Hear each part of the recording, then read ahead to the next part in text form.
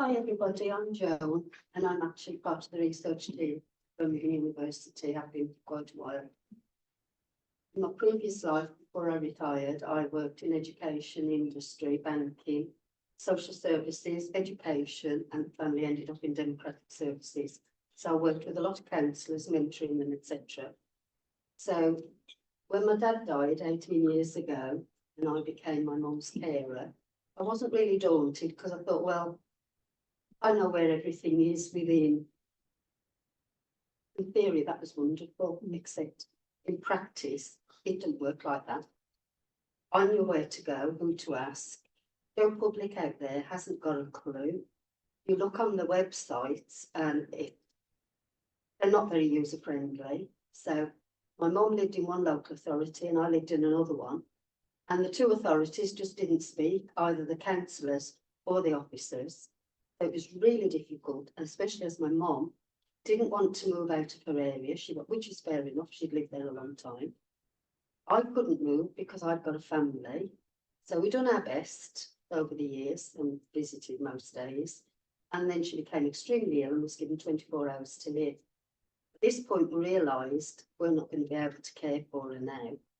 She needed a safe, caring environment that was, able to look after her complex needs. So we tried, and I went to our cabinet member for health and adult social care thinking, oh, well, this is a 4-star local authority, we'll get some help because she's my friend. And after a little while of investigating, she come back and says, Joan, I'm really sorry. And I'm ashamed to say there is nowhere in our local authority that can care for your mum. So then I had to go and look to the neighbouring authority. And I did luckily find a very, very caring care/stroke nursing home, because it was only going to be, in fact, we didn't think she'd get there, but she actually lasted another 6.5 months. So we travelled back and forth, back and forth. We were advised by the care home to apply for funding for nursing care. So we filled in the application forms, we sent them off, countersigned by the home, and no reply. So we sent another one, no reply. We faxed it through. And eventually, after a lot of debating and the help from the home, I actually went to see these people, and it transpired that the address on the form that I was given didn't exist anymore. They'd moved, and they also shared a fax machine with 3 other departments, but they were 3 buildings away. And I thought, well, surely when I ring up and say, I'm going to fax a message through to you, my mum's care needs, etc., applying for funding, somebody will walk over the road and pick up the fax. We don't know where the faxes ever went to. Obviously, a lot of confidential and highly sensitive information just got lost in the ether. Eventually, they did agree somebody would come out from the team and assess my mum to see whether she qualified and make a judgment. So we waited, and they came the day after my mum passed away and said, looking at mum's record, she would have qualified for funding, but we're very sorry, it can't be backdated, so we're off. And that was the end of that. But I had tried finding information out and just impossible. So I got involved in a lot of organisations trying to make better care for not just elderly people, young people with disabilities, etc.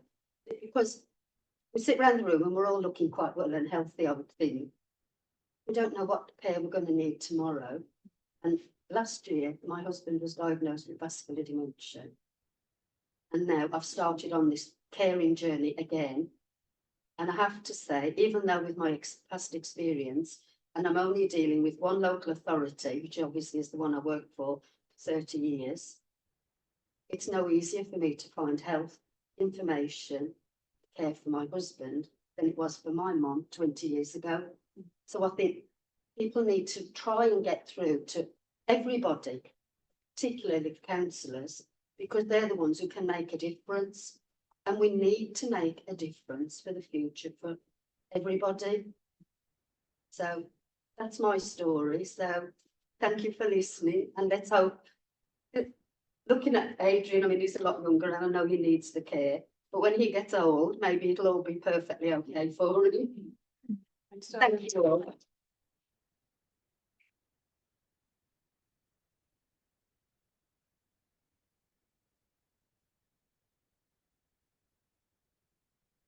Thank you for that. And I think again, a bit like Adrian's, it's about the sense that these things have been going on a long time, and there's just can't be confident that it gets any better. And because of some of the financial pressures, it may be that things really are getting worse, and there are, you know, the kind of the gaps are growing